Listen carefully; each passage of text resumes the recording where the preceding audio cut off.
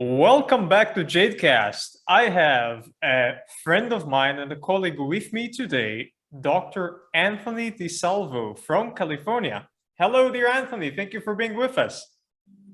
Thank you, Jonathan. Thanks for having me. Uh, it's an honor to be here with you. And I do have to clarify one thing. Unfortunately, in the world of medicine, I'm not technically allowed to call myself a doctor. So I appreciate the honor, but Anthony will do just fine. The nice thing about legalities is that I'm sitting here in Israel, so I am allowed to. Well, anyway, Dr. Anthony is doctor for me. He doesn't call himself a doctor. Is a terrific knowledgeable practitioner of Chinese medicine, has been for years. And he is also a practitioner of a specific lineage within traditional Chinese medicine, which he would speak more broadly about as we go along. That is called Yu's Great Medicine, the Yu family Great Medicine, which is quite different to what is being taught in various colleges and universities in the Western world, and actually can be at times quite different to what is practiced in many places in China. And today, one of the things we're going to focus on is a discussion of what, for a lack of a better term, might be titled medical Gongfu. So various skills, which some people would consider auxiliary, and whilst others think of them as primary, skills, physical skills, that is, techniques, which are very necessary for the practice of traditional Chinese medicine, which are nonetheless not commonly taught at colleges and universities, either in the West or in China. And many of these have been preserved in standalone lineages separate from the mainstream, one of these being the lineage Yu's Great Medicine, to which Anthony belongs. And before we get into that, Anthony, could you please let us know a little bit about yourself and your background in traditional Chinese medicine and martial arts? Sure. Well, it's the Yu's Great Medicine. That's the translation, right? It's Yu Dai, right? Which historically Dai is a term that Sun Simiao had used and abided by, kind of like a code of honor. And Dai more roughly translate to great physician heart, kind of like that code of ethics Socrates had created, right, for doctors in the past. Sun Simiao before that had this kind of terminology, and this was adopted by Mr. Yu for his family to represent their lineage, to honor. So it's a great honor to be part of that. But my past for kind of what led me up to meeting Master Yu was martial arts, right? I started in college doing training in long fist, mantis long fist, and so Northern Shaolin style, and did that for 4 years, and then fell into Qigong. Actually, just accidentally found a practitioner, a healing Qigong master, which was very interesting. And I was a sick kid growing up, so it was intriguing for me because I was on this kind of healing journey from an early age to try to find natural ways to help myself.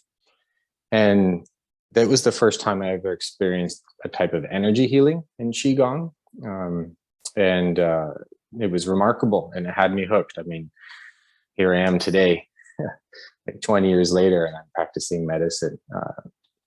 So that was my initial thing with Qigong. And then I left the country and studied abroad, had a whole different life.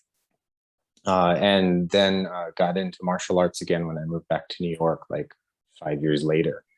And that's where I met Master Wang Rengang. If it wasn't for that Qigong experience initially, I wouldn't have sought him out, because he was showing and practicing, obviously, the Dachen Xuan system, which he entitled Dachen Dao, because he became the lineage holder for that.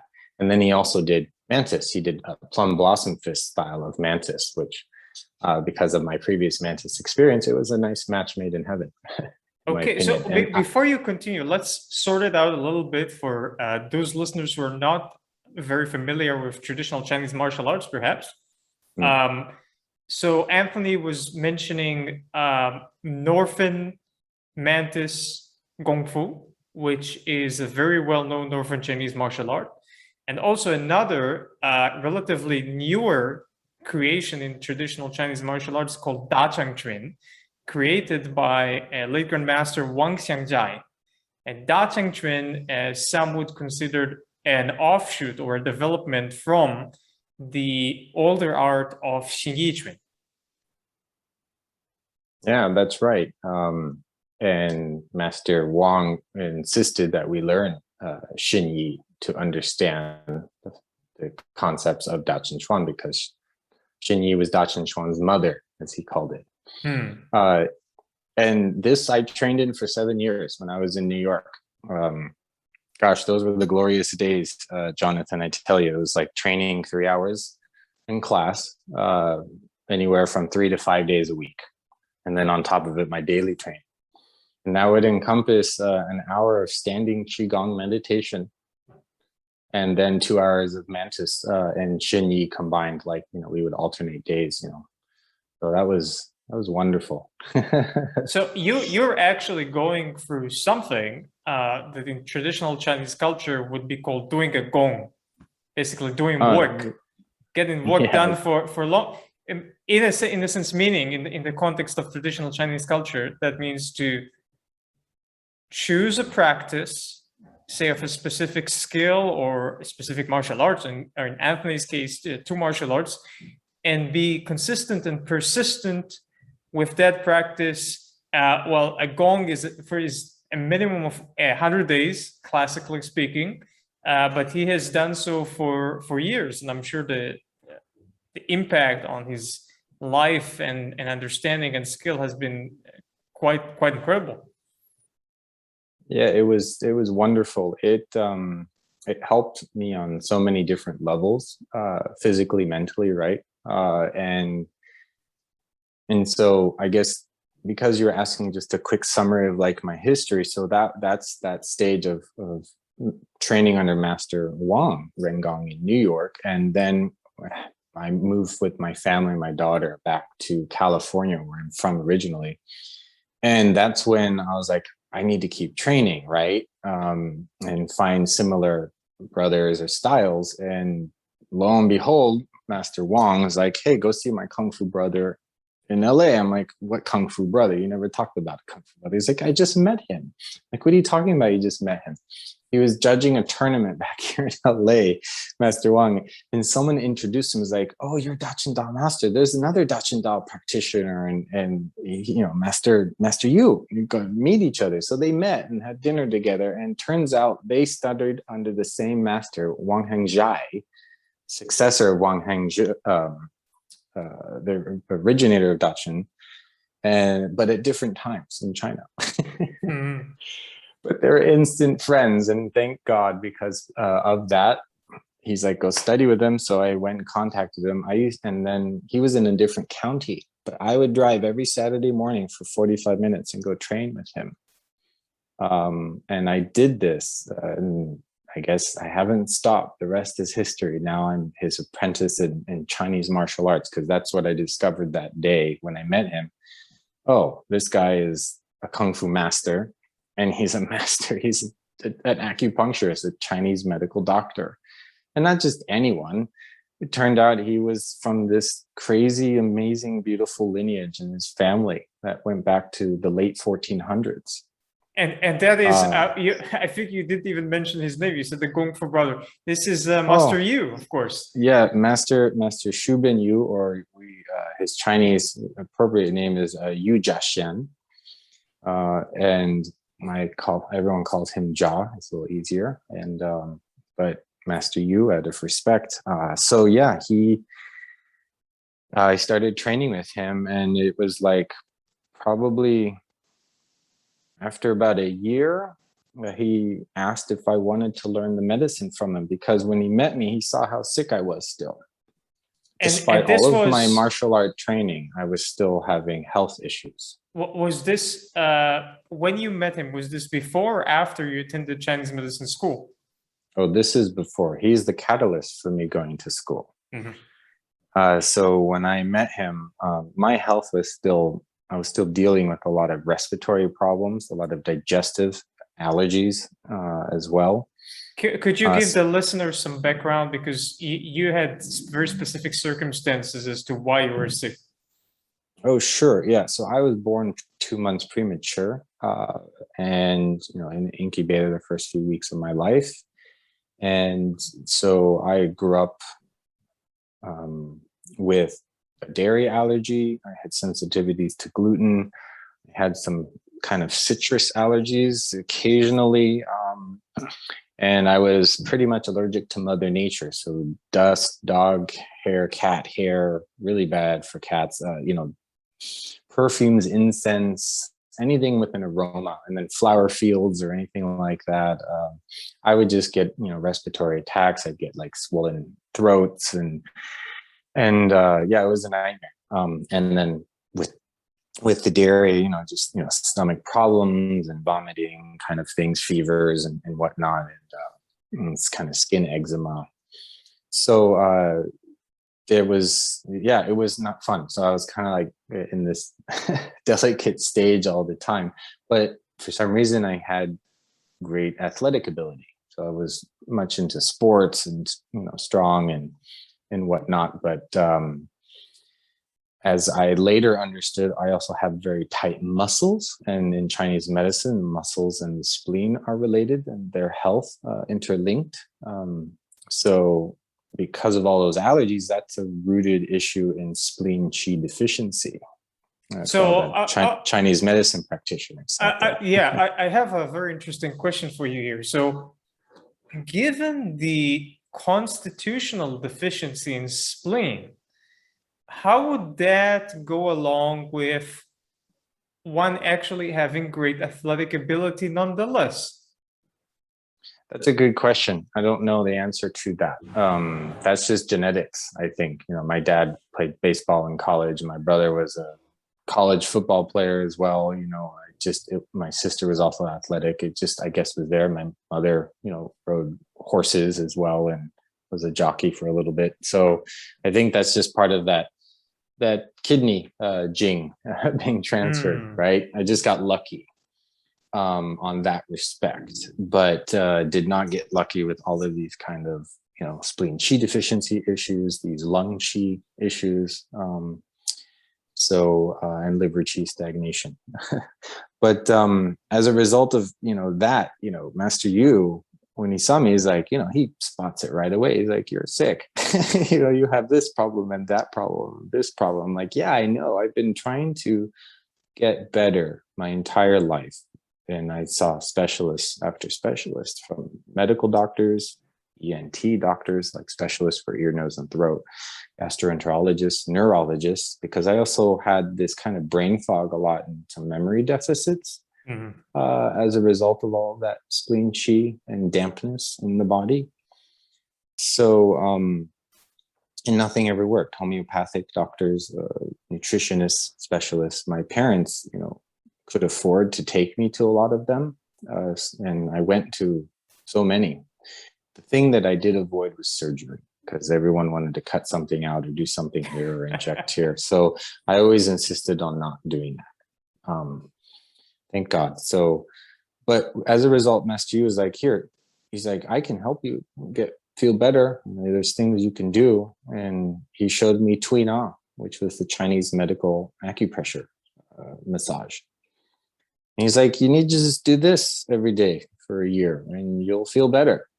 And I thought he was joking. I was like, okay, but being around the Kung Fu brothers and seeing their health change and some of their extraordinary health transformation stories, I had my faith. I guess I recognized truth in what he said as well. And I put my faith and dedication to it. Thankfully, for my training of martial arts, I could apply myself to what his suggestions were and stick to them. And, like a year into it with training with him with martial arts, he asked if I wanted to learn. And I was taken back. I was like, oh, wow, okay, that would be amazing. And from there, I said, but how can I be a doctor or acupuncturist? I'm sick all the time. He's like, yeah, you can't. You need to get better first, and I'm going to show you how. And I said, oh, great. Okay, so when can I come for acupuncture? I'd love to get some herbs. He's like, no, you're not taking any herbs. I'm not giving you acupuncture. And I'm like, what? It's like, I'm going to show you how to help yourself with your own hands. And I'm scratching my head going, okay, what is he talking about? And, it was the Tuina. So he was showing me that over the course of some time. And, he told me, he's like, look, it's going to take you anywhere from 6 months to a year, maybe a year and a half. Everyone's different. And, but this is my experience. This kind of range. It depends on how dedicated you are and persistent. And he was right. It literally took about 9 months of persistent Tuina massage where I woke up one day and was going through some boxes in the garage. And I walk out, coming back into the house, and I had a second take. I was like, wait a minute, something's different. My nose wasn't running. I wasn't sneezing, and I could still breathe. Because anytime I came in contact with dust, you open a box and a plume came out, or even a little bit, I would start dripping in my nose. My throat would get scratchy. My eyes would get watery. I'd have to take a Benadryl because it would blossom and snowball into like a 3-day allergy attack. And Flonase, nasal sprays and whatnot. I lived on that stuff, and it didn't happen. And I was really surprised. And so I just persisted more. And lo and behold, between that 9-month and 12-month period, like my wife could start wearing perfume again around me. I wasn't getting bothered in the department stores during Christmas time in the perfume section, where it's so powerful. I could actually walk through it without a reaction. I was still a little sensitive on some things, like the cat didn't go away entirely. And it wasn't for another probably year before my cat allergy went away entirely. And now I have a cat. His name is Romeo Blue, and he's 3 years old. And it's just the most glorious thing in the world. I didn't know I loved animals, but I love my cat so much, and I love snuggling with him. I rub my face in him, and I could never do that before.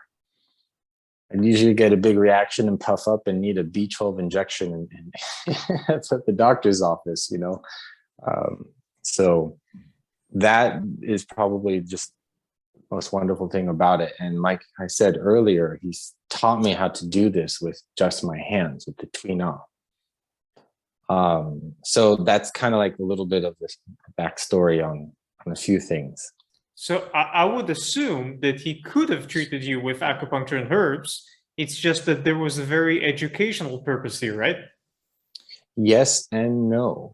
As I learned more, because after I got better, it took maybe another year of mental decision making to switch careers, because I used to be in a completely different career. I was a commercial advertising photographer for food and beverage. I used to shoot food products and splash advertisements and food magazines. And then I also assisted all these top fashion photographers around the world, in Paris and New York. And I was an artist.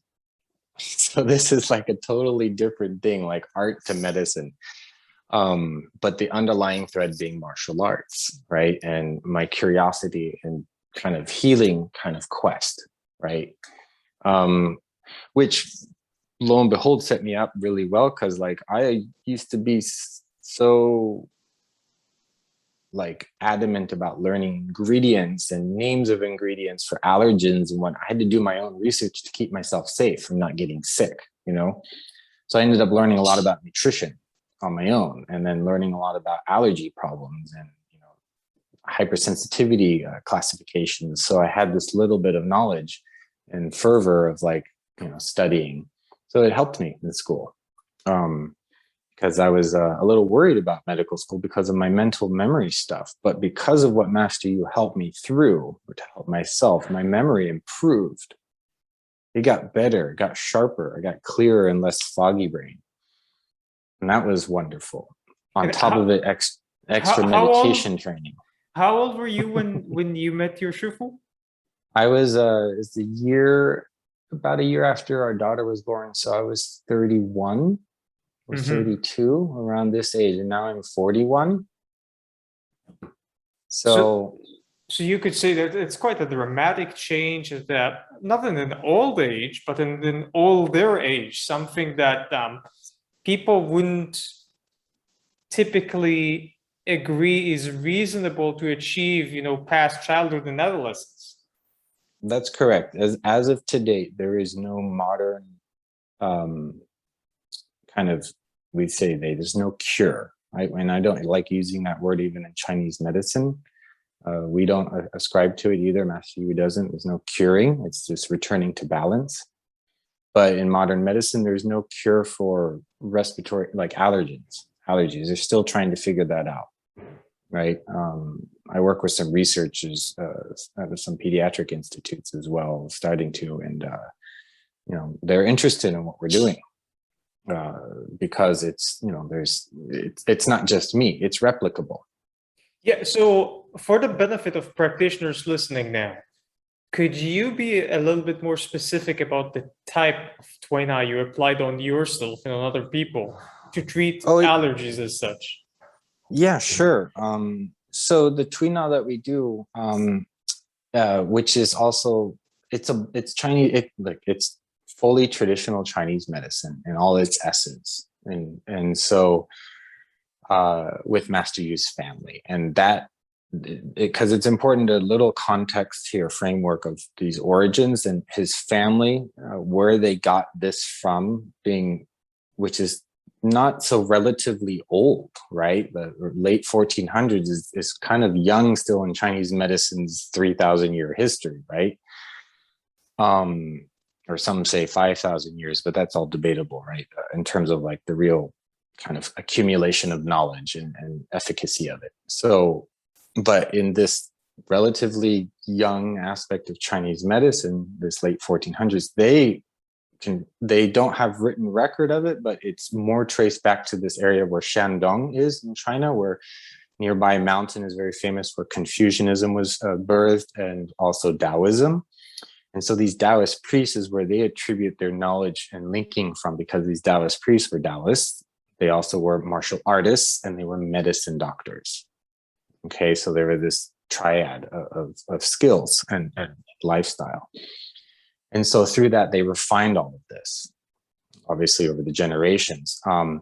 So this Tuina method is not the direct Tuina method a lot of my classmates and what is taught in academia, which is more universal and also in China, which is direct manipulation over the actual place of trauma or pathology, right? You're not going to be doing a lot of manipulation over your lung cavities for like allergies, but you are going to be working your channels and points on the lung channel, plus supportive aspects of the system of like the central nervous system on the governing channel, the Dumai channel, but and then also supportive organ systems for that on the liver channel, the spleen channel, the kidney channel of the lower limbs and the upper limbs, as well as head gua sha, which is, the kind of head scalp massaging.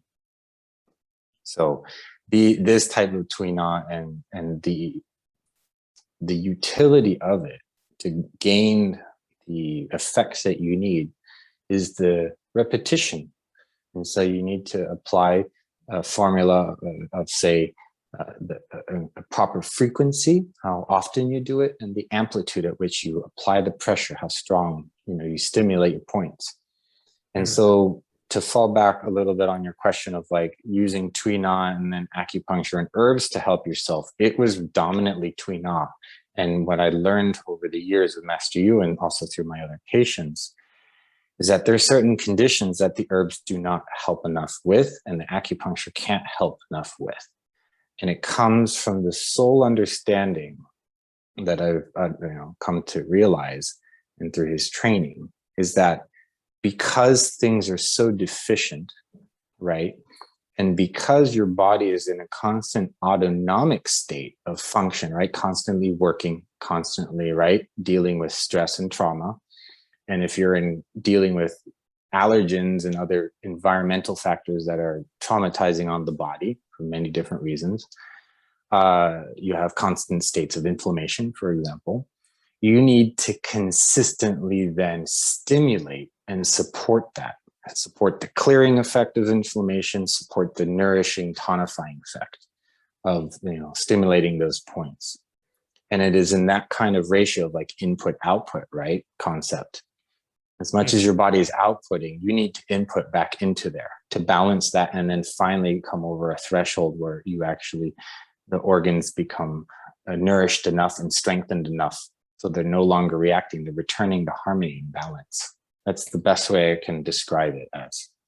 Well, when we think about it, as miraculous as acupuncture and herbs can be, they, for the most part, yes, there's certain techniques and certain herbs that do affect the physical structure of the body to a dramatic degree, but overall, they do not manipulate the flesh itself in the same manner as Tuina.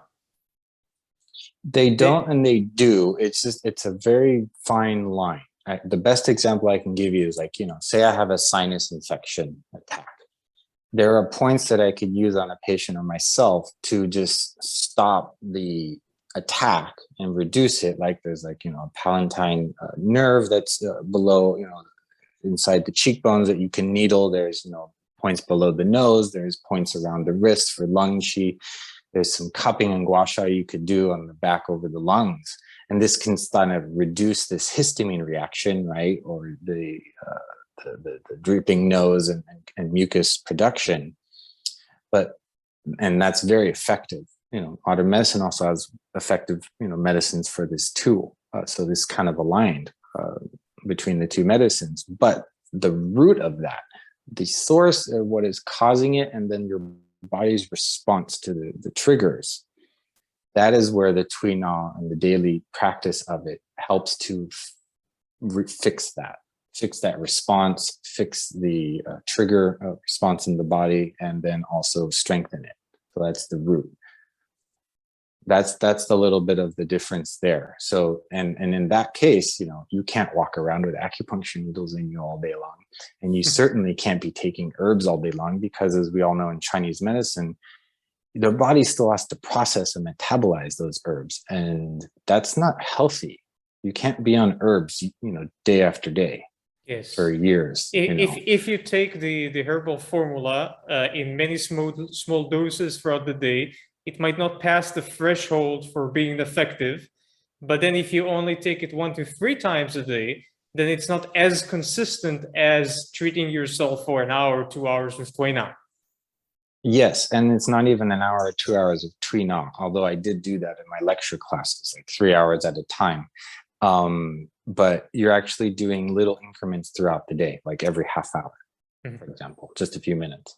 It's very simplistic, but it's just methodical. Yes, just to give some specific examples to what I intended to say earlier. Assume someone has what the chiropractors would call a subluxation of a joint, and one would like to put that joint back into place. It is true that you can achieve this at times with medical Qigong, or you could do it with acupuncture or with herbs even. However, the effect of driving the joint into place with kinetic energy coming from the outside, for better or worse, is not the same effect as one would get from medical Qigong, acupuncture, or herbs. It's just different, sometimes more appropriate, sometimes less appropriate. Or otherwise, if we take an example from Qigong and martial arts, one's ability to transfer Qi from Dantian into the palms, then from the palms into one's own body, someplace on the body, or to a patient, say. While there are actually herbs that allow for better connection between the Dantian and the palms and sort of assist that synergy, Nonetheless, when one cultivates the ability, it is different. It is not the same as acupuncture or herbs. Yeah, I definitely have to agree on that too. What my training has been with Master Yu. Little did I know, like all of my Qigong training was preparing me to be his student and an acceptable student. And basically, it's required to be his student. You know, the Qigong training. Not all of the external arts of the martial arts, but definitely the internal. And it shows in your results with your patients when you do your needling or your Tuina. As I trained more, because you refined a few things of my standing meditation, and I just went back at it through medical school regularly, and it started to shift. I started noticing differences in, like, you know, how the results were coming out when I was needling patients in clinic, and like my level 3, you know, clinic there, residency, so to speak. So, and then it continues to improve. And the more I do my training and maintaining, the more consistent it is, right? And it makes a big difference between, like, you know, just placing in a needle versus, you know, the yi and the qi that you apply in the needling for that you know, particular issue that's going on. Now, to kind of make a comment on what you're saying, like subluxation, like say in a joint or like a particular like dislocation even, right?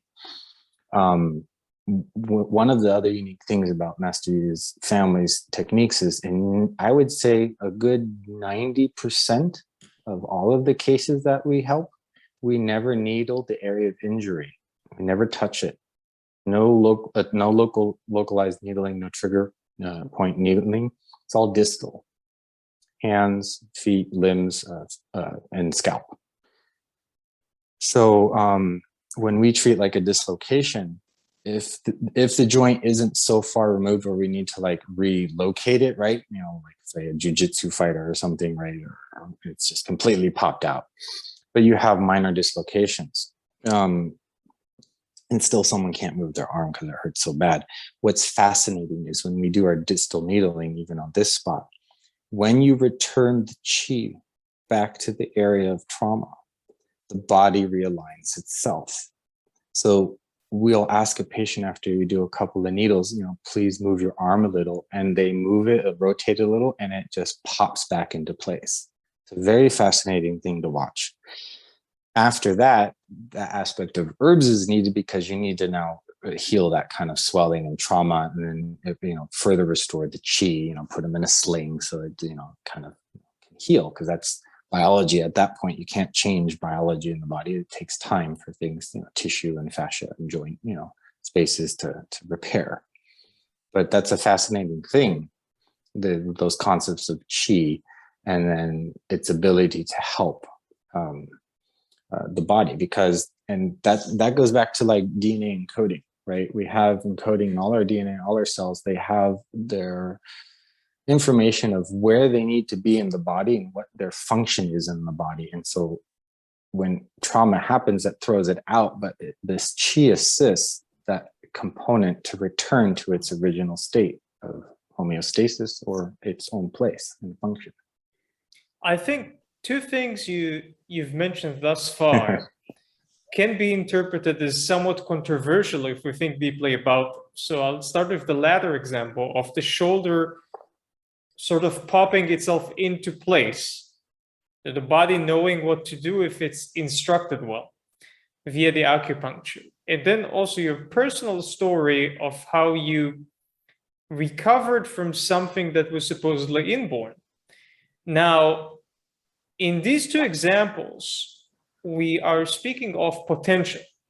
So we are making here the statement that the body has an innate potential to heal a lot of things if we give it the right instructions, if we nudge it in the right direction, especially if we do so consistently. But more so from the direction of traditional Chinese medicine. The statement is very controversial, the first one concerning your personal journey. And of course, I think Anthony is truthful, I'm just saying that traditionally speaking, it is taught that Xiantian Qi cannot be affected to a great degree, and especially not when one grows older. However, here we see before us here a practitioner who has worked on himself and many other people and has been capable of not just affecting but altering the propensity, expression, and potential of Xiantian Qi, of the inborn Qi of the body at an older age. What do you think about that? It's definitely controversial because it just seeing is believing, right? So your experience shapes your reality, and so if you don't see any of this, if you're not around any of this, you're not going to believe it's possible. And, rightfully so. I get it. I didn't think any of this was possible before. I had to place my faith in it, and also when I learned more about Master Yu's family and kind of lineage and lifestyle, he learned from his grandmother. And his grandmother was this genius because she didn't have education. She didn't read or write.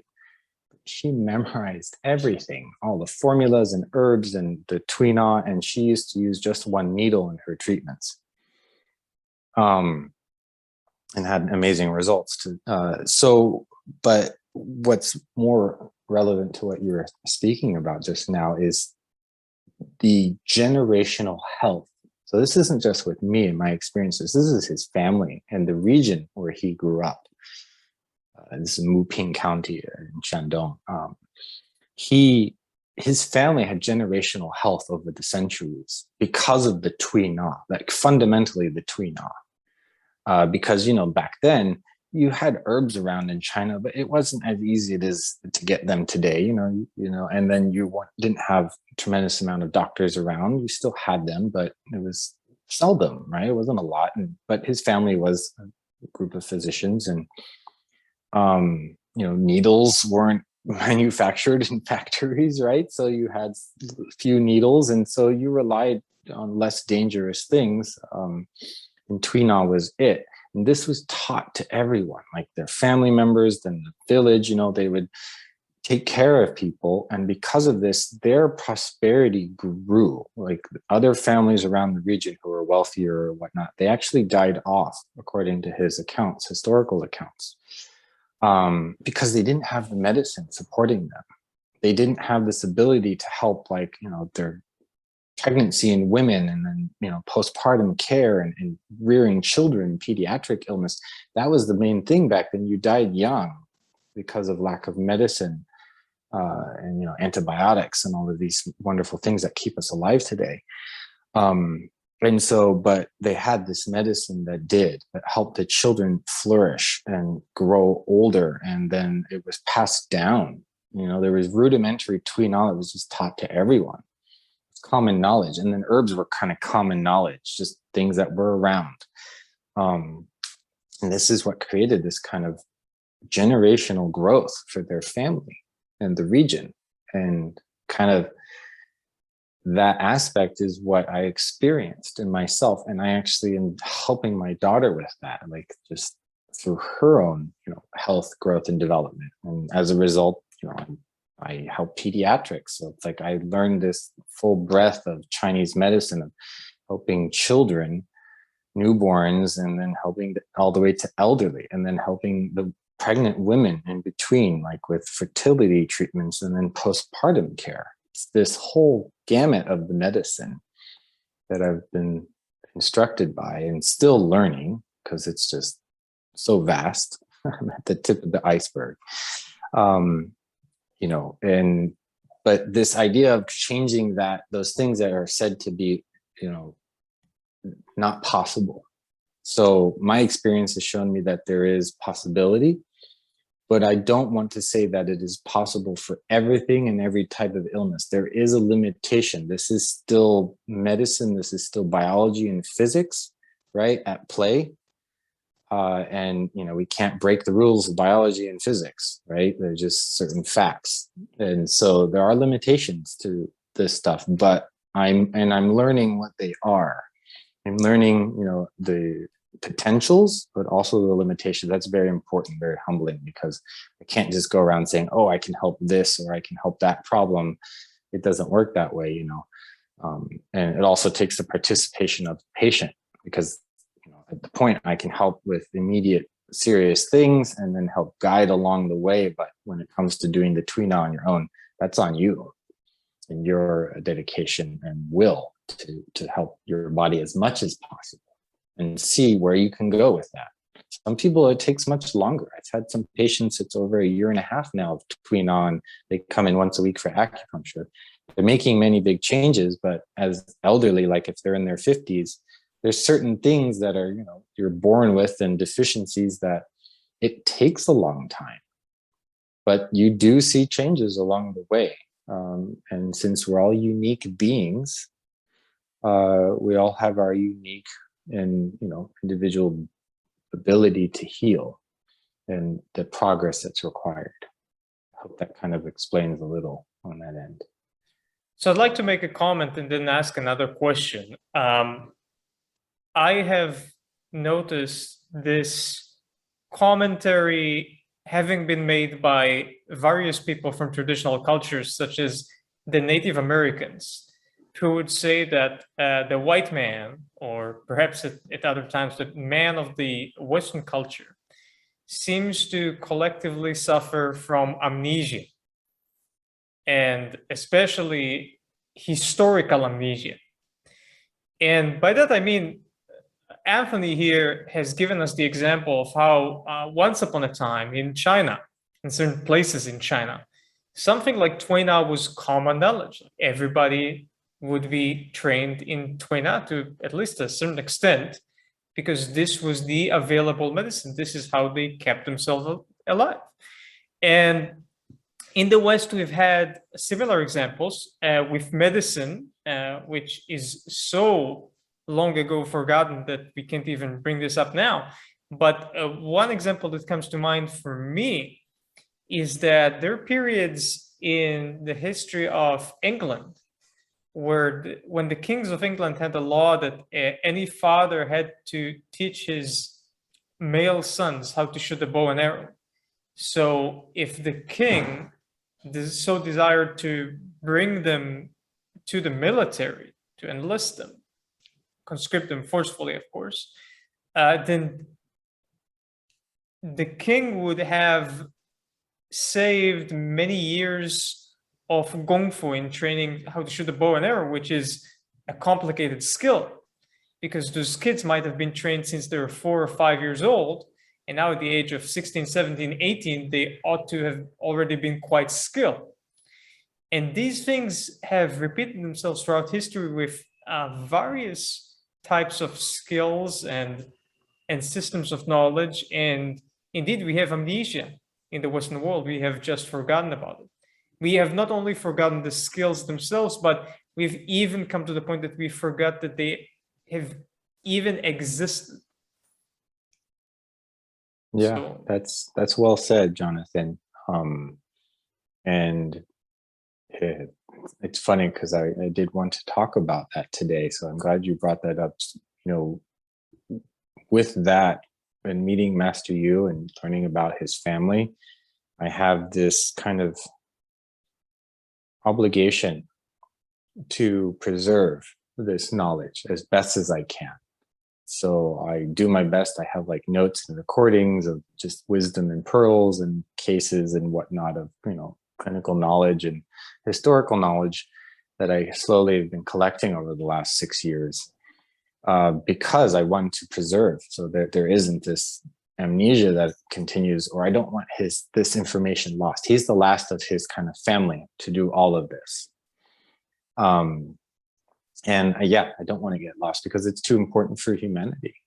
It's too important and needs to be carried on. And that is the tradition of Chinese medicine, right? The master is teaching the students, carrying on the things. We have that in the Shan Heng Lun and the Wen Bing renditions that have come up from their students, and even Sun Miao and his students. So it is our responsibility as medical practitioners to carry on this knowledge for humanity's sake, preserve it, and then expand upon it, because that's what Master Yu has done. He's expanded upon that aspect of his family's medicine, and he brought in more of the martial arts, because it wasn't really around martial arts for his family. It was occasional, but he really brought that in to the training, and it shows a lot. It shows in how well we're able to take care of our patients, and also our ability to deal with very stressful situations. I think one of the interesting things, to throw in some martial arts ideas, but the idea of yin and yang, duality, he told me very early on, he's like, in order to be a proper physician, right? A Chinese medicine physician, he's like, you have to know on one hand how to save life. And then referring to martial arts, he's like, on the other hand, you need to know how to take life. And this is the ultimate balance of yin and yang. And at first I didn't understand what he said, but he was, referring, like, say you're like an ER doctor, and you're in these traumatic events or whatnot, and you need to have your wits about you, you need to have your strength with you, and you need to be able to address a very serious situation right away in the correct manner to save someone's life.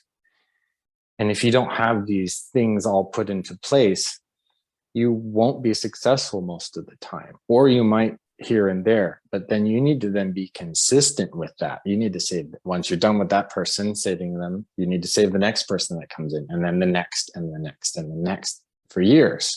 You need to keep going. And that's that kind of health longevity aspect of martial arts training, and then the training of the medicine for knowledge and experience.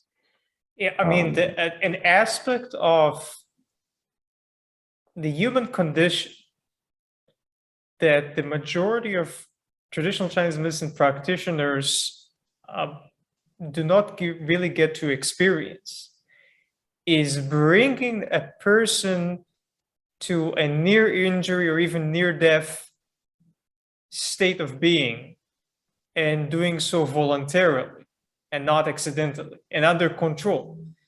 So I cannot count the times when I was, less than half of an inch away from breaking someone's neck in practice, demonstrating a technique. This is just the normal state of affairs. If you practice martial arts, either as a practitioner or as a teacher, you get to these sorts of situations. And being there and literally having that person's life in your hands,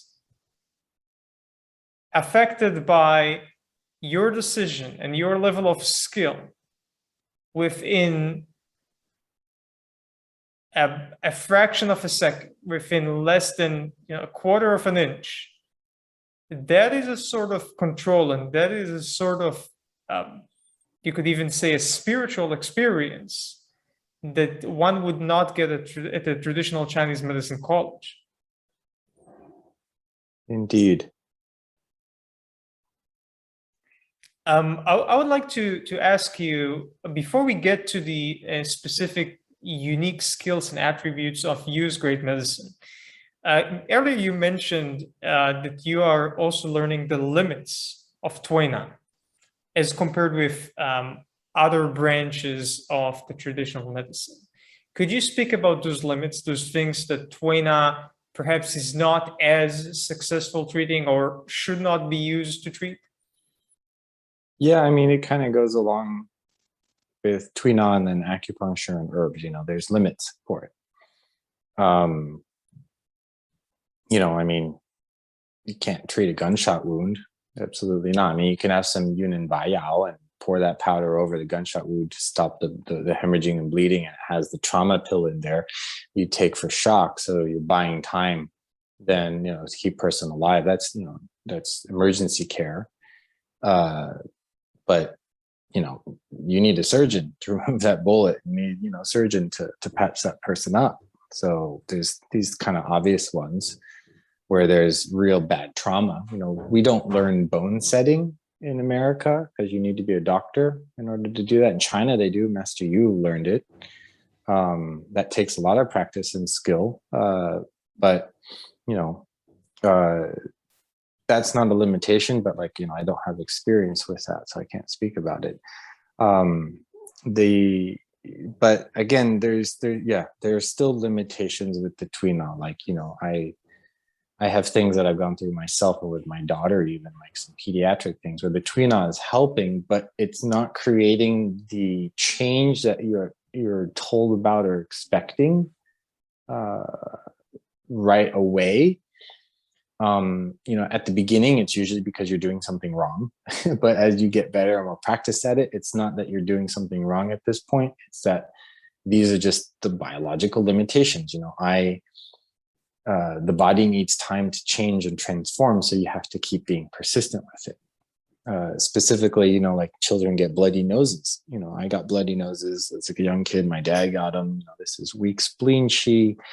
As well as heat that's in the body as you're young. It's abundant yang energy, and so it releases. But you know, I would help my daughter with this bloody nose issue that started early on in her life, and you know, she's 10 years old now. So, but this happened around. She started like around 5 years old. It started showing up. You know, we went to homeopathic doctors, regular doctors, you know, like, oh, you know, take high doses of vitamin C, take these homeopathic pills, and didn't see any of the results as we were told would happen, even though we followed these protocols for some time. And then, you know, meeting Master Yu, I wanted to learn how to help this issue, and he showed me some Chinese medicine stuff.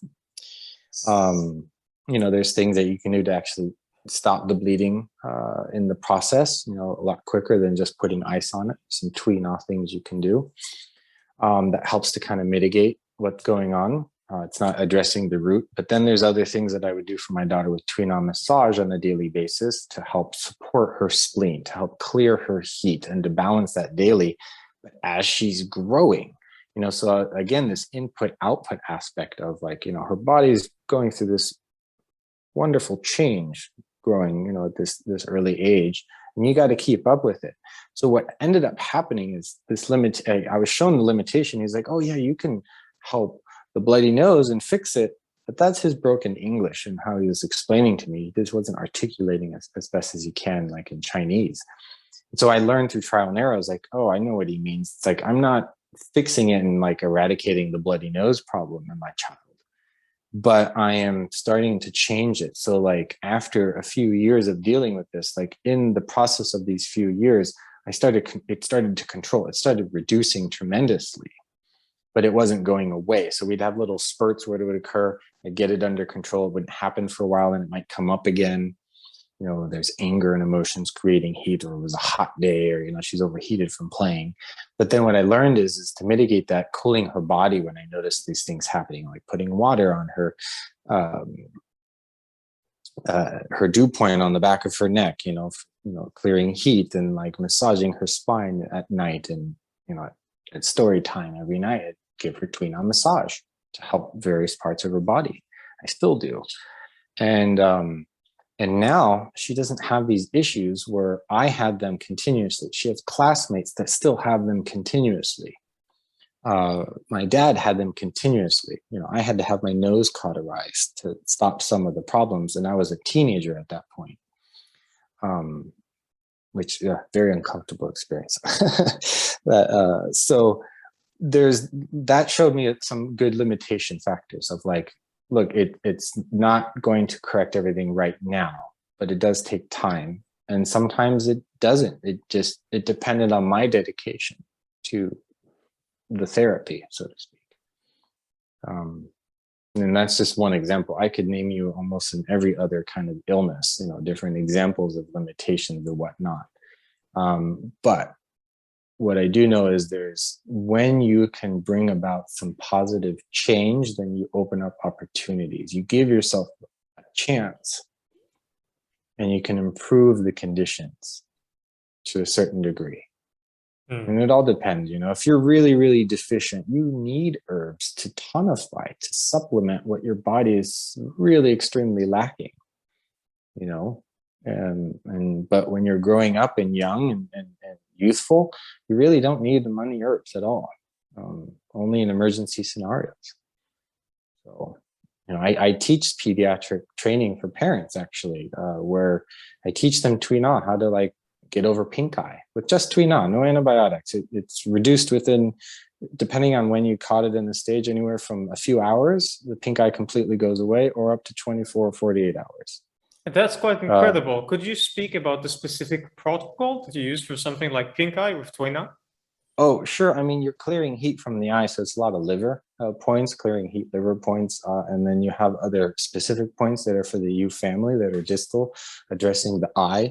And so basically it's helping clearing that heat and then creating circulation to the eye so that the body's own immune system fights it. So that you're actually, Tuina in essence is kind of like computer programming. You're pushing certain codes in the body to tell the body to send its resources to the area of pathology, where you're pushing your points and where they relate to. So you're sending your body's own resources. And we all know the body has this amazing system of helping itself. Now, lots of people get over illnesses on their own. This is the immune system and the complexity of it. It's not just black and white, the immune system. So this is leveraging that. I use the same methods of Tuina for my daughter's eye, pink eye, for an eye trauma. She got squirted in the eye by a friend in a pool party, and the water and the squirt gun had debris in it from tree leaves around in the pool. And her eye just, I got a call from my wife. I was at the clinic. I left the clinic closing up that day and went over to her immediately. Her eye was all swollen. It was all puffy, and tissue was coming out from, it wasn't torn or anything, but it was all puffy, the lower eyelid and around and swollen, the upper eyelid. And I immediately just started doing Tuina on her and started to see reduction of the swelling. And I drove with her to Master Yu's clinic because at this time it was a little bit more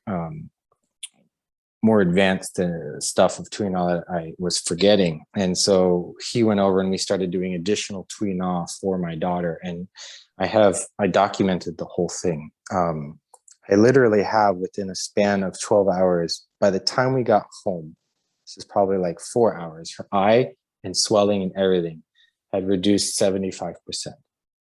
Wow. And by the end of the evening, I even gave her a little ibuprofen. I believe in integrative care. So I gave her ibuprofen, great anti-inflammatory, just a little bit, to go to sleep with, and did massage for her. And I don't touch the eye this whole time, not even touching the eye at all, nothing around the face. And did Tuina until she fell asleep. She actually falls asleep really easily to Tuina. She loves it. And by the next morning, her eye is 95% normal. You can barely tell there's anything there. And I just continued the rest of the day and she was completely fine. And this is something where you would have to go to urgent care right away. I'd recommend anyone have an eye trauma with their child, go to urgent care. Yeah, and some practitioners listening to this might not realize what kind of trouble it could be going to urgent care, because, for instance, here in Israel and in a place like Canada, where my wife and I lived for 2 years, you have socialized medicine. You go into emergency care and you don't pay a dime. In the United States, you go into emergency care, that could cost you a fortune. Yeah, if you can even get to it, because during the pandemic things were blocked up, people couldn't go in for regular things. Their doctors were overwhelmed. And then there's also people who don't have access to care in rural areas, right? In the country or in other countries where, medical care there's limited access. So it's quite helpful having this type of knowledge at your fingertips, literally.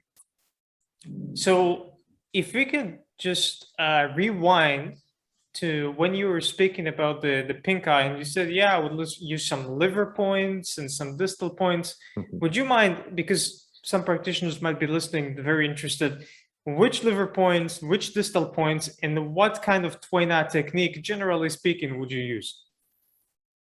Well, I have a course on it that shows this. Oh, that's great. Okay. So Yeah, where could the people get the course? well, it's called Tuina for Kids with the number 4 in there. tuinaforkids.com. And I'm going to be it's building a library literally to teach Tuina for the most common childhood ailments. I have actually massage protocol for COVID symptoms on there because we had a lot of pediatric nurses asking us for help, and they created a free protocol on there. Giving a lecture to some doctors in the Philippines soon for their pediatric department to show them these, methods and to help them, assist in the kind of integrative care. But then I have lessons on, Tuina for pink eye, for helping your child with fever, colds and flus, and also more for adults and teens that have UTI infection type of Tuina. And so really the Tuina for the pink eye is liver points. These are distal points for clearing heat, right? These shoe stream points, for example, at the bottom of the feet or the bottom of the hands that you're massaging over. Really, there's some common ones behind the head, right? Opposite of the eye, for eye pathologies that you massage. And it's these combinations together that really create the synergy of care, synergy of therapeutic effect. We have a lot of concepts of the power of Chinese medicine. We learn in our books like, oh, this point does this, and all of these 10 different kind of ailments that it can help resolve. And, as you go as a practitioner, you realize, that's not entirely true. It has assistive properties in those aspects, but the requirement is combining all of your points together to create, the change that's needed in the body. So it's never just one acupuncture point. Very seldom. It happens on some occasions, okay? Because there's no absolutes in life, right? So, but very seldom is it one acupuncture point or one Tuina point. And because Tuina, when you do Tuina on yourself, there is a reduction of the efficacy as opposed to a practitioner performing Tuina on you, because you're getting their energy. And at the same time, the nervous system is not dealing with two stimuli at the same time. You have a single stimuli from a practitioner. But when you do Tuina on yourself, you have dual stimuli. You pushing with your hand on the point, and then the reaction of the point, to the central nervous system. So there's a slight reduction, which is why there's a necessity of the frequency. You need to keep doing it and, repeating it in order to create an accumulative effect for your therapeutic effect. Yes, does that make sense? Yeah, it makes a lot of sense. It's the same with acupuncture. If you needle yourself, that's never the same as having a professional needle you. Yeah, there you go. And then like something as complicated as a UTI infection, right? You have a bladder infection. Tuina is very effective at helping it. That and drinking hot water. That's another concept in Chinese medicine, right? Using food as medicine and water is, still a resource. And the temperature of that, with transforming and helping the body expel damp heat or damp cold that's there in the bladder as the infection origin. And, this works for people who get recurrent UTIs. It helps for people who are debilitated and getting UTI infections because they're in, medical bed rest. It's supportive care. Those are very deficient individuals that need more assistance, but these are things that nurses are able to do, or physical therapists, when they're taking care of convalescents or, those who are in much need of medical care on a constant basis. But for the rest of individuals, it's very effective and can be used in conjunction with antibiotics to enhance the effect. Because again, you're using the Tuina to help clear, to help bring blood circulation to the area of infection. And you're really integrating this kind of healing process, but it can be done alone. Say you don't have access to antibiotics, or your religion doesn't permit you to use antibiotics. Or the third one, which is developing in our modern world, is there's antibiotic resistance, right? the overuse of You antibiotics. said your religion doesn't allow you to use what? Yeah, so I've had some Scientologist patients that were like, I can't take any medicine right now, and I can't even get acupuncture because they're going through certain, I guess, protocols of their religion. And so I had to treat someone for a UTI infection, and they were like, you can do massage and help me, dude. I'll be there in an hour. You know, they came over. It was a lady. She kept getting recurrent UTI infections. It's like, I can't get over this. I can't take anything. And basically within 45 minutes, I got all the pain in her bladder just subside. I got the burning sensation. She was able to go urinate, no more burning. And I said, look, the majority of what you're dealing with is almost done. And I made some little videos with her to show her, to demonstrate what to do. And I gave her homework. I was like, just do this the next few days and you should be completely clear, and just make sure you drink hot water regularly. And she did. And I followed up with her, a few days later. I was like, hey, do you need to come back in? She's like, no, I'm all better now. Thank you. And I followed up with her even like a year after. And she's like, I don't get any more UTI infections again. I used to get them regularly. It's like, whatever you did, and like I practiced the massage when I feel like something's coming on, and I don't get them anymore. So it was really wonderful to hear that, that someone who's never had experience with Tuina can learn it and apply it in their life. It's not a complicated thing, just very straightforward. A Scientologist patient. Well, if I needed a reminder that you're in California, eh? There you go. But we're all human, right? And we all Certainly deserve care, and we all, everyone's treated the same in my eyes. Wherever you come from, I want to help you. It's interesting, actually, how based on culture and religion, you'd have all sorts of challenges. I mean, here in Israel, quite a lot of people would deem, some traditional herbs as not kosher, right? Sure, we have that here, a large Jewish community here. I deal with that. And the Tuina is a wonderful help, plus the acupuncture. And they don't need to take the herbs. Yes. It works out well. We have a wide variety of, these 4 pillars, right, of Chinese medicine. You have or 5, I'm forgetting right now. You have exercise and nutrition. The next one is Tuina. The next one is acupuncture. And the next one is herbal medicine. And it's usually done in that order. From what I learned from Master Yu, he's like, you did that in that way. If you had an illness, change your diet. Before you did probably lacked certain food and deficiencies. Now we have an abundance of it. So, you change your diet, modify it, and then you do some training like martial arts training, running, exercise, Tai Chi, to help your health. And if that didn't resolve it, then you were taught Tuina, or you got Tuina massage. And then if that didn't resolve your illness, then you got acupuncture. And if that didn't fix it, then you got herbs. So the traditional doctor, when I was told, that's how they took care of their patients. Herbs were last. You needed to help the body help itself, because in that you're building more resilience for the immune system. So there's less dependency. Back then resources were scarce. Were not as abundant, at least CVS on the corner, or Tylenol in your pantry, or a Neosporin triple antibiotic for your cut.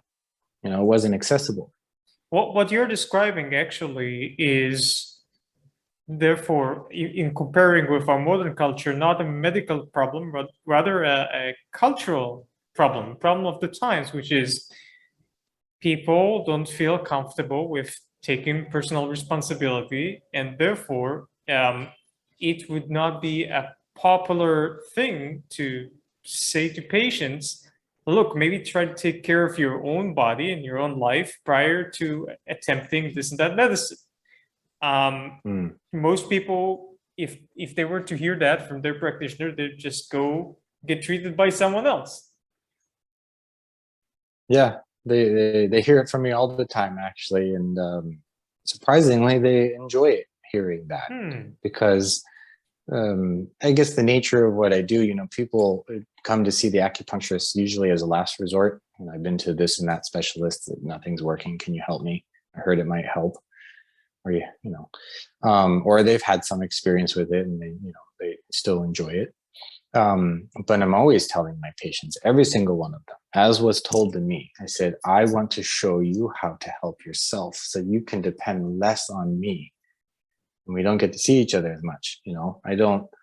I want you to be stronger and more resilient. And I want you to be able to take care of your kids more easily, and you can enjoy more of your time together. You depend less on your doctors, and go to them when you really need it. I'm not saying don't avoid medical care, especially Western medicine. I believe in integration. I don't poo-poo the Western medicine at all. I'm alive today because of those, the modern techniques of medical care. And I'm very grateful for it. So it's just what's appropriate, and like you said, there's this kind of cultural apathy in a way of, dependency on medicine and drugs and surgical interventions, and less on lifestyle adjustments and self-care and self-reliance. I'm not saying it's not there at all, because it is. You still see it a lot. It's just what's slowly developed over time, and maybe we're shifting again because we've hit a crisis of like, the pandemic really revealed a lot of holes in things and weaknesses and systems and what we're doing. So we're having this kind of reawakening of like, maybe there's a better way. Maybe there's a more, self-sufficient way, but still have interconnectedness. I need to connect with my patients still. And this type of information isn't just learned by reading in a book either. I'm very eager to get to those things which I called in the beginning of the talk, medical Gongfu. But prior to that, since we brought up a very interesting topic, which is quite relevant to a lot of practitioners, how about that hurdle?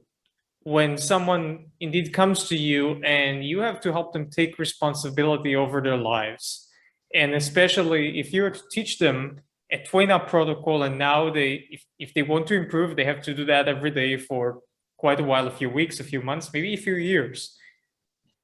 How do you speak with these people in order to convince them to actually do it? Well, the number one thing that I've learned, which is the hardest, is there is no convincing. It is not my job to convince anybody. It is only my responsibility to share with all honesty and compassion and love, and lay their options on the table for them to decide. It is their karmic decision to act or not. And that's the best I can do, because I used to be in the past very adamant about like learning all of these skills and seeing what it can do. I'd bug my classmates, be like, look, you see what this does? You need to try this. You should do this. You should do that. You should do this. This can help there. Why aren't you doing it? And then I'd see that with patients. And then, that was my naivety at the beginning. And I've learned like, you can't do that. It doesn't work.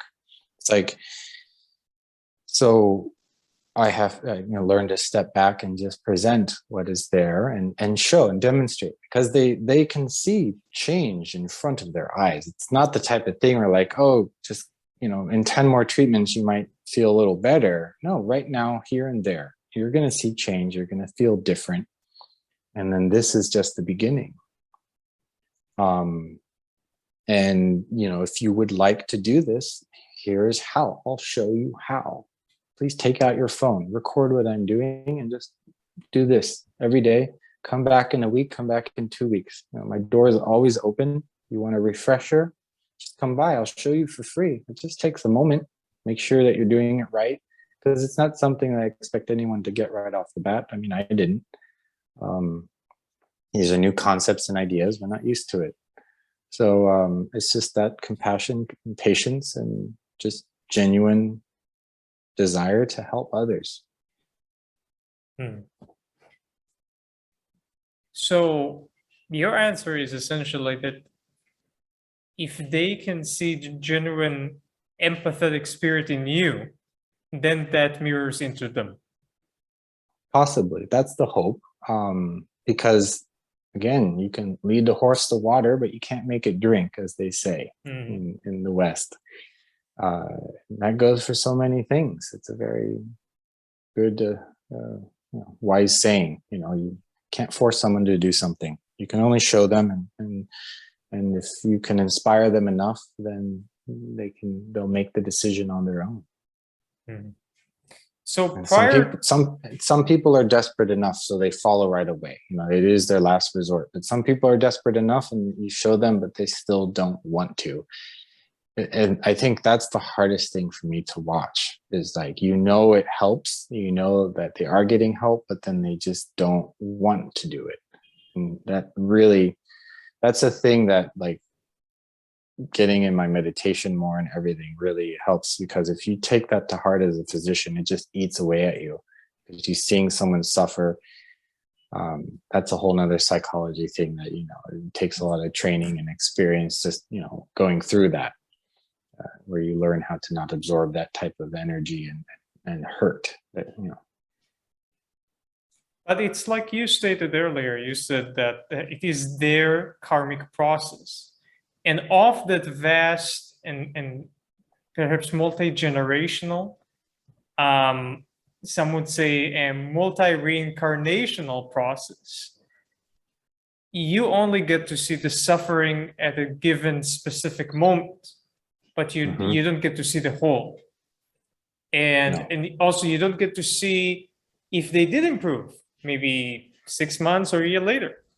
So we need not delude ourselves that, because there was suffering in that particular moment, that we either are responsible for that suffering, or that this suffering is indicative of the greater whole that we don't actually have access to.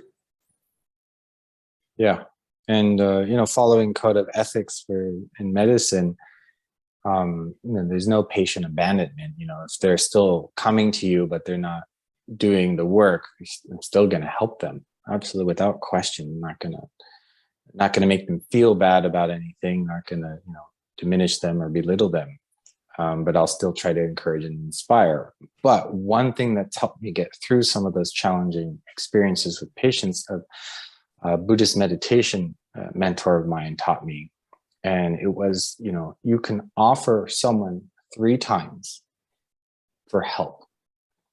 And if after the 3rd time they still don't accept it, that is no longer your karmic responsibility. You're karmically free from that. And so I took that to heart, and that's actually been very helpful psychologically for me, and so I'll continue to help a patient, and after I've advised them several times, right, I no longer suggest it unless it gets brought up or it's something that is absolutely necessary that presents itself all over again. Then I'll explain it all over again. But that has helped me to kind of let go and also stay mindful and focused, because if you get caught up in that, then you're going to miss other things that's going on with your patient's care. And that's not good either. It's fascinating that you brought this example from Buddhism, because I was just rereading the Analects of Confucius a few weeks ago. Might have been the 10th time. It's a short book, and which, I highly recommend. If someone's listening here, and most likely people listening are interested in traditional Chinese culture, if you haven't read the Analects of Confucius, then you're missing out on a large chunk of the traditional culture. It is very central to that culture, and it's a book that has to be read several times at the least to be understood. But without getting to that, I do remember there was a sentence there. I can't recall the exact quote, but Kongzi, Confucius, was saying something in the lines of that when you offer somebody help or assistance or advice, don't overdo it. Don't get to the point of humiliating yourself in attempting to help somebody else. Yeah.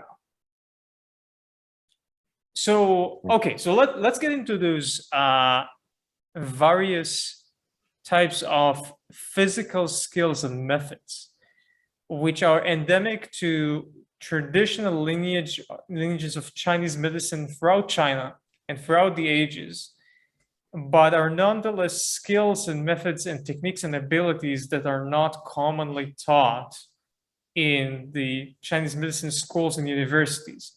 What are some examples for these methods, techniques, and skills? And what is the relevance and application in the medicine? Oh, sure. Yeah, this is exciting stuff. This is the fun stuff. In the training, yeah, this with Master Yu had explained to me, he's like, you need to build up your fundamentals right away. So I was given homework right away and training to do from day one. When he called them fundamentals, did he use the term Ji Ben Gong like in martial arts? No, because he still spoke to me in his broken English, and my Chinese is terrible. I still need to improve upon it. But because of him, I memorized all the herbs in pinyin and also the acupuncture points in pinyin, so I could better communicate with them. And I'm very grateful because it's deepened my understanding of the medicine. So right off the bat, he's like, your hands, you need to get stronger hands, but you need to create strength in your hands, but keep them soft still, not strong and hard, but soft and strong and supple. And he showed me his, he'd always compare his hands, So this was a combination of Gongfu training and Chinese medicine training to prepare your hands for Tuina and then needling. I should say that Anthony had sent me prior some pictures of Master Yu's hands, also compared with his. And Master Yu has a very interesting palm structure, which is strong and robust and puffy, but puffy in a muscular sense. One could imagine, say, a person with diabetes that tends to have those puffy hands that are puffed up but are empty. And Master Yu's palms are puffed up in a somewhat similar manner, but you could see it's all developed muscle and not puffiness from fat and edema and things like that. Yeah. And they are thick, but they're thick in a different manner of thickness than as compared with, say, someone who has worked in construction for many years or a power lifter. So one could see that actually the methods he had been using were different to what is used in sports or something that the person would get from traditional carpentry or farm work or things like that. Indeed, and he continues to train. Like, we'll sit there and just talk, and we're outside, and we have a little metal bicycle rack that's in the shape of a big U, and we just sit there and we bang on the metal while we talk with our fists in a particular way to train, and just light conversation. But what's helpful is, like, he's like, you need to. It's important for your patients. And that's the thing that always stuck with me. Everything that I was training to do was so that I could be better for my patients. And that's all that mattered. Because I didn't want to let them down if something came across, across me. This is actually a very important guideline for practice, because if you practice martial arts, and especially if you're not teaching and you're practicing for yourself, it wouldn't have been the same as, say, living in a village in medieval times and practicing martial arts in order to protect your family. It would be a whole different type of practice. So if you practice your techniques and your skills in order to be a better doctor for your patients, that's not the same as in practicing in the gym for yourself to just look better. You got it. And it was the best motivation. Took it to heart. And so, initially had me do soybean training, right, to help with my thumb, index, and middle finger to train and strengthen them, and also to change the nerve sensitivities on them, which was an interesting experience. And you do it every day. Literally, I just ended up having soybeans all over different parts of my backpack, my pockets, my car. They'd fall out of in the classroom, and people would be like, "What is that?" I'd be like, "I'm training." And so that was just, again, regular daily training to develop it slowly over time, because none of this is meant to be quick. Because as you saw, you described Master Yu's hands. That's just time.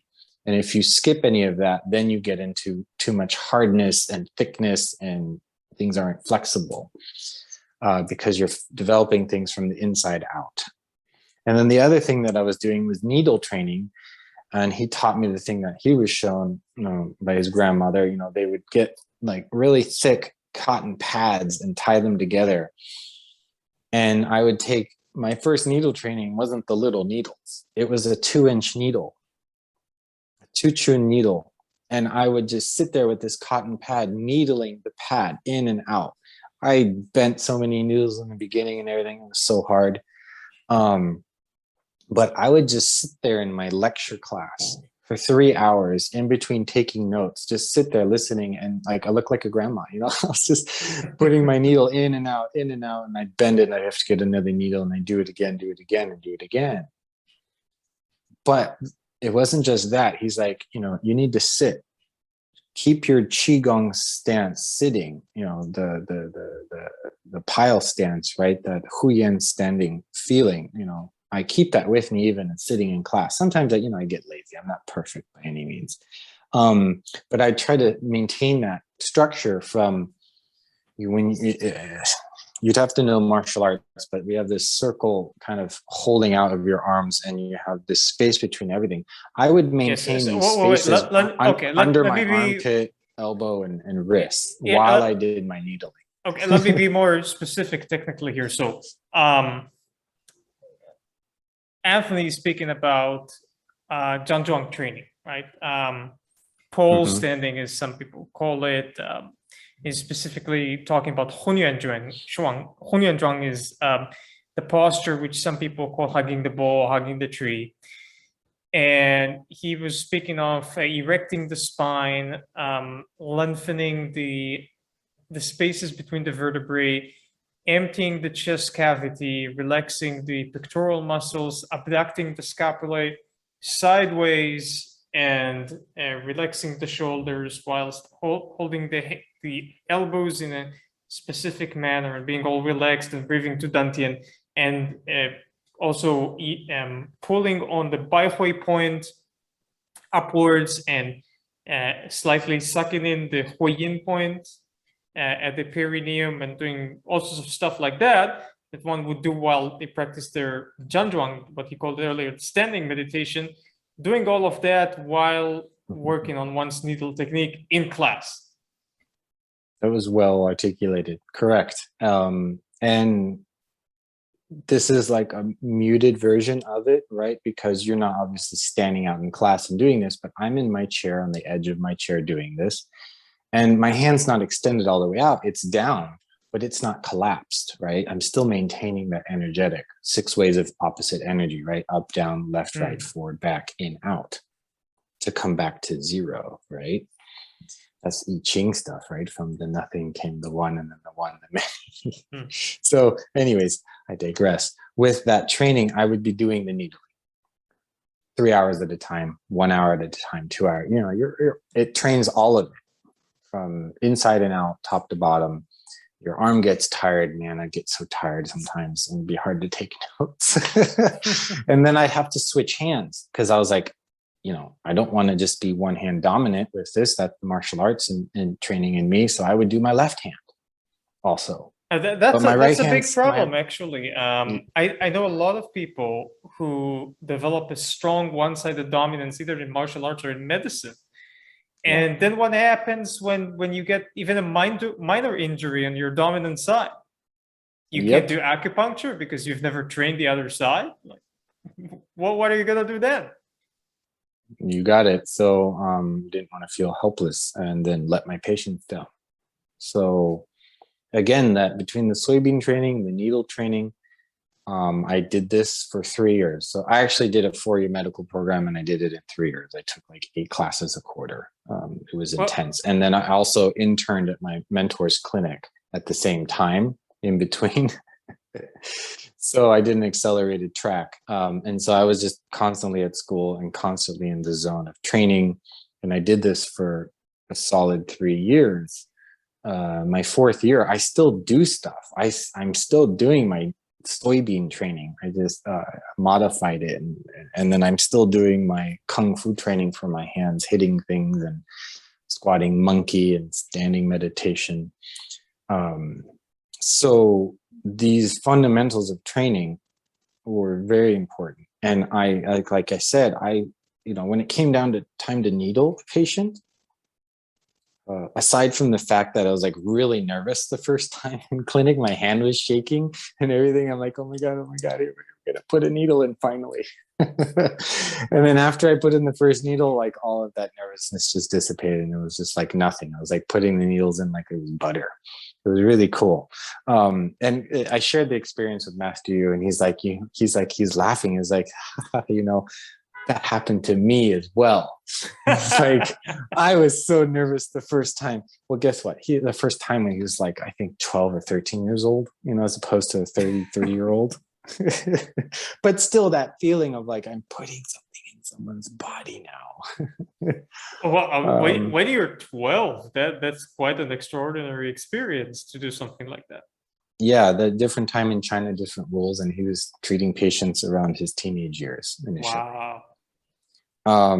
And so quite the extraordinary upbringing he had.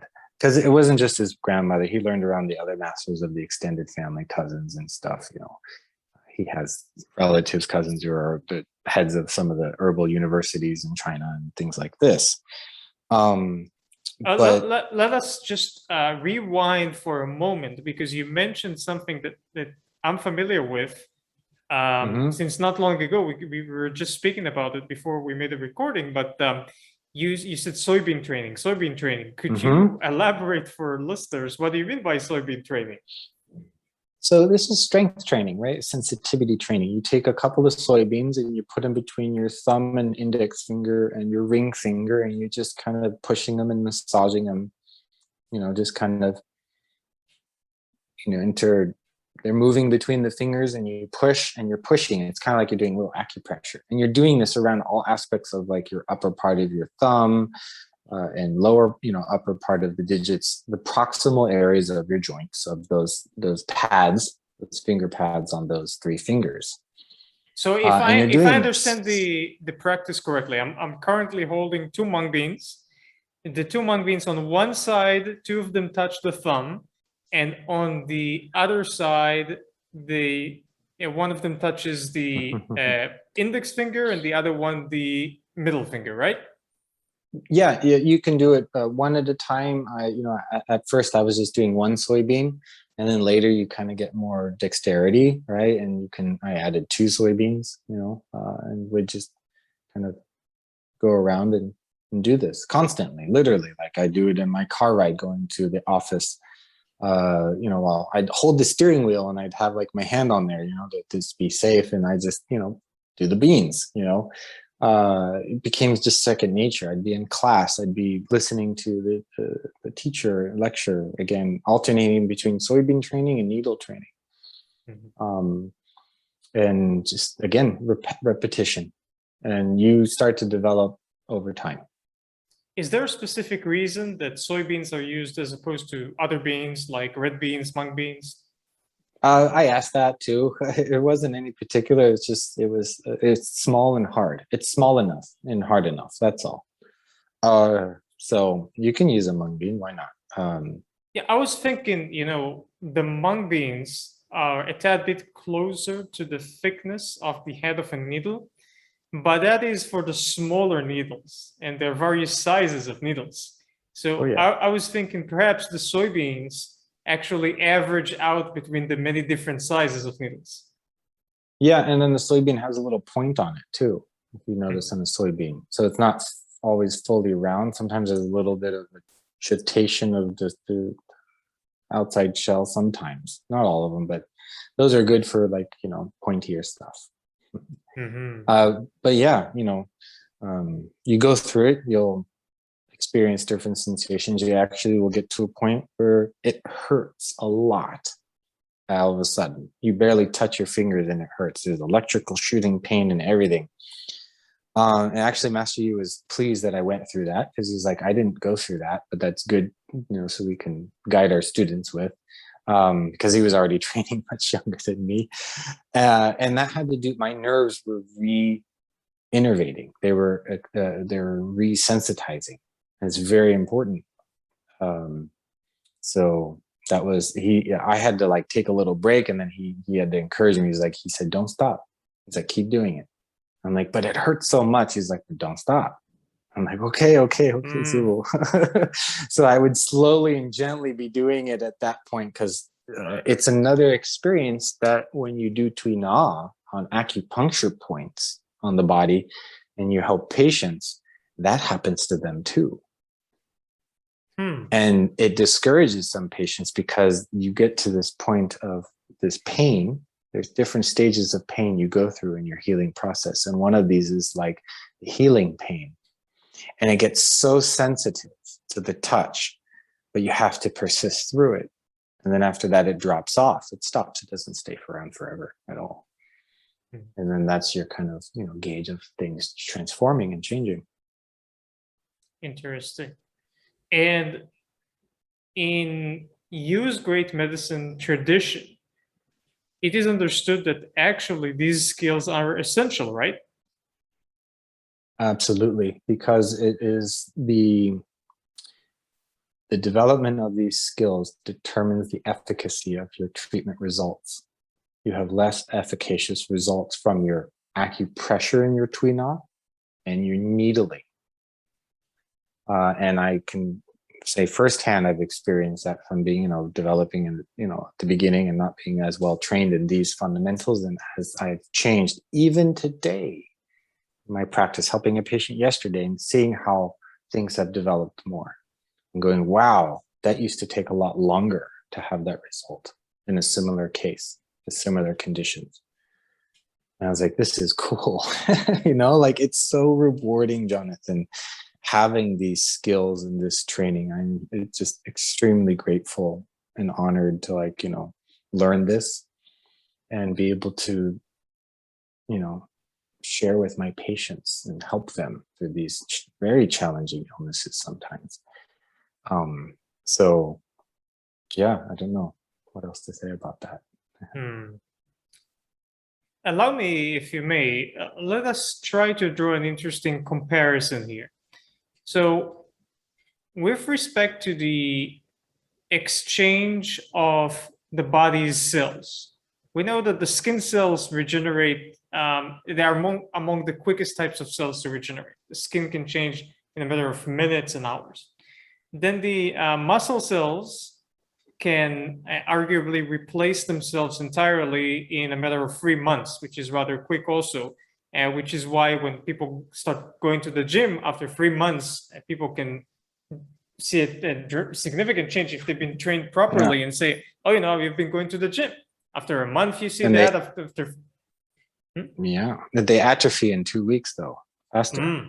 Yeah. Shorter time of destruction. Yes. And then with tendons, it's commonly stated that there is a cycle of 3 years, which is why in martial arts, they often talk about cycles of 3 years in terms of progress. For example, in Xiantian, they talk about cycles of 3 years, but I won't get into that here. And then with bones, I saw sources talking about 7 years, which might correlate with what we see in the Huangdi Neijing, which is sort of controversial, the statements about 7-year and 8-year cycles and this and that. But potentially there is in that a reference to perhaps a Jing dynamic or a kidney dynamic going through 7 or 8-year cycles. So looking at those different cycles and how long they take, sort of an average, here you were talking about nerves and re-innervating the musculature of the forearms and the palms and the tips of the fingers. What would be a cycle of re-innervation of the nervous system? Oh, well, that's a good question. So we work a lot with stroke patients. So the peripheral nervous system has the ability to, I think, I may be wrong, so pardon my error, but Around they can regrow when stimulated around like 2 millimeters a day, I think. Like when damaged, it might be a variance of that. So again, forgive me. 2 millimeters a day is quite quick. Yeah, I think it might be less than that. I'm not remembering correctly at the moment. So, but then again, this is just on a small minute scale of certain things. However, when you're talking about like more transformation, we also have cycles of 3 months when it comes to health changing. That's another cycle we have. So it takes that 3-year idea, but then it brings it down to 3 months where we see different changes. And that coincides actually with the life around the life cycle of the red blood cell. Right, after 3 months they check your hemoglobin A1C, right? It shows the health of that 3-month snapshot.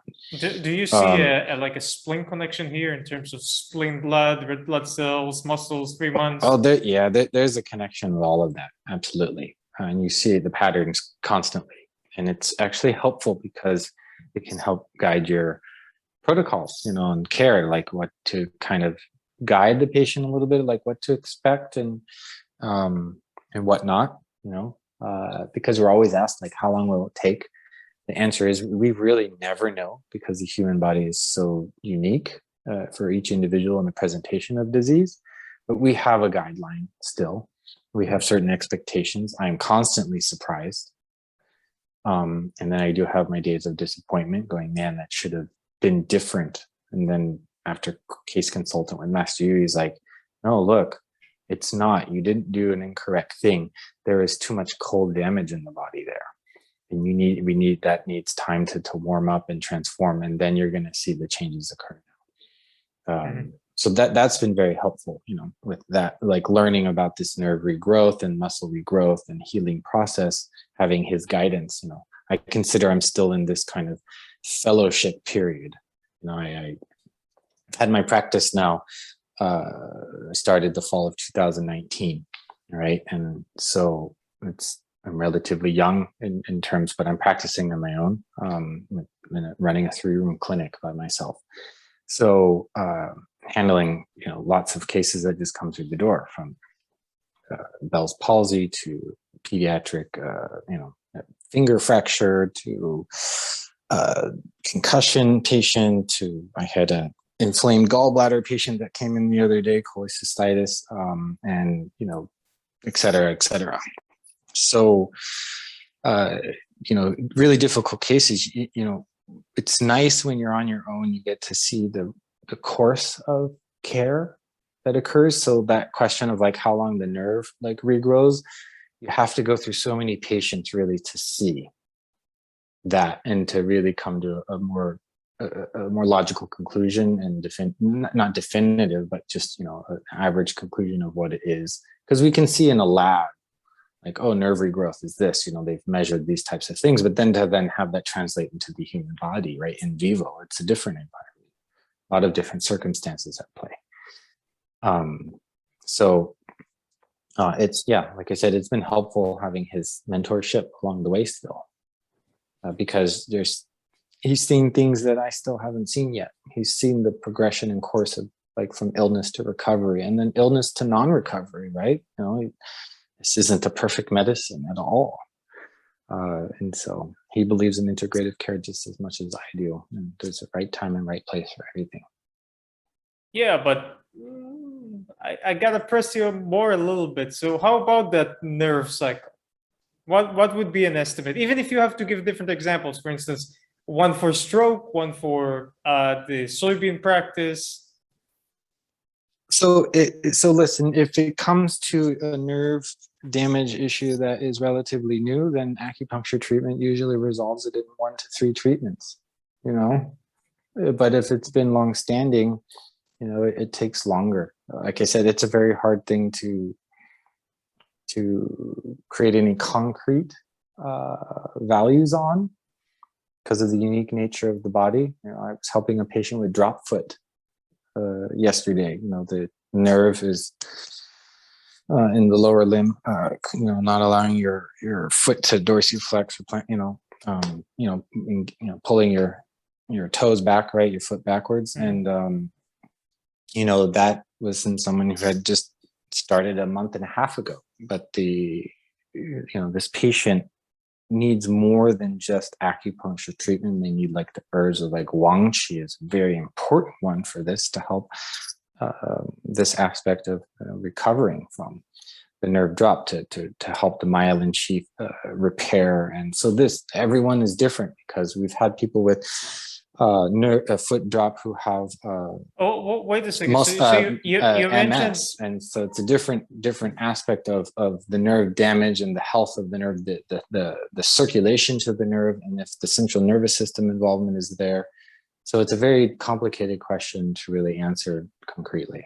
Oh, wait a second. You brought up something interesting here. So with respect to that patient with the drop foot, and you mentioned Huang Qi. Why Huang Qi in this context?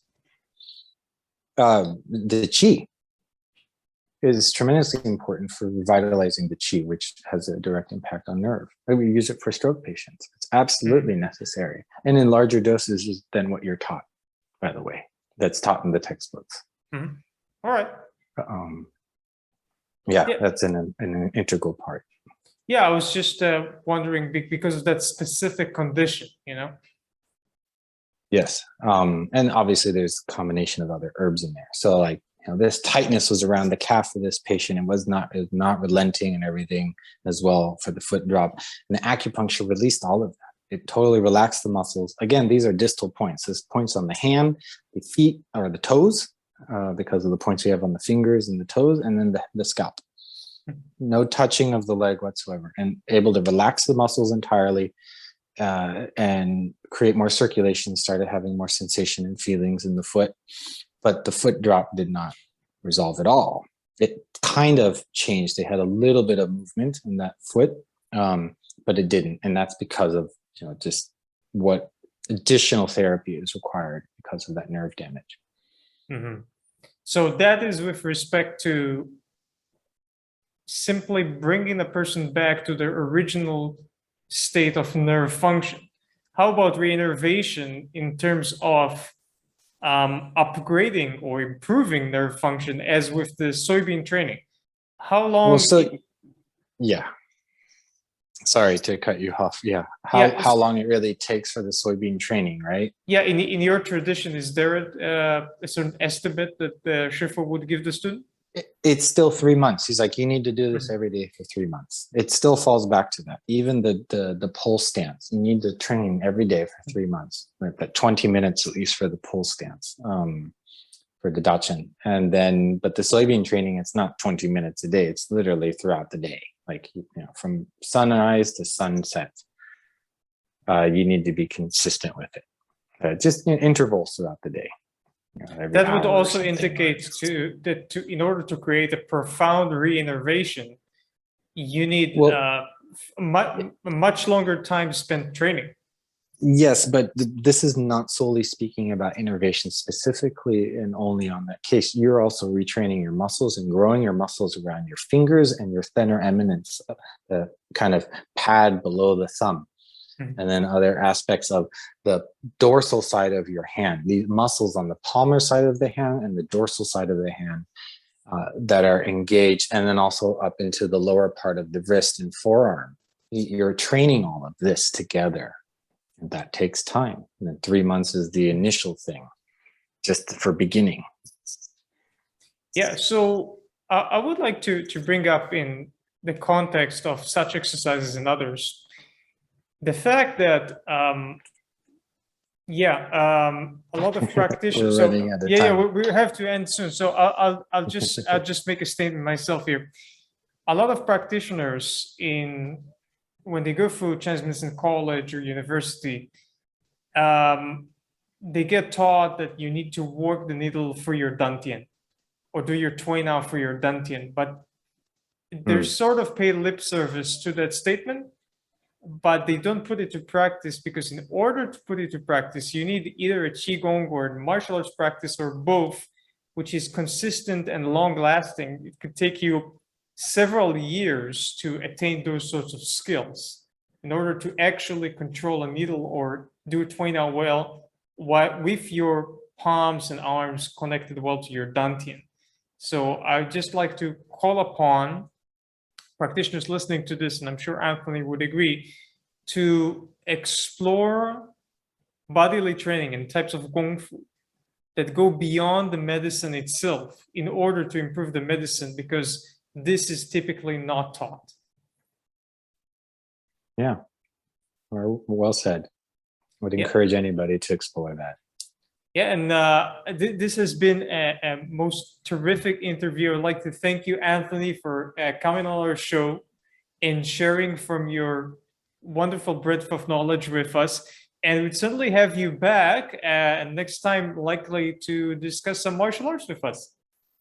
That would be great. And I'd love for Master Yu to be here as well, because he's an encyclopedia when it comes to that.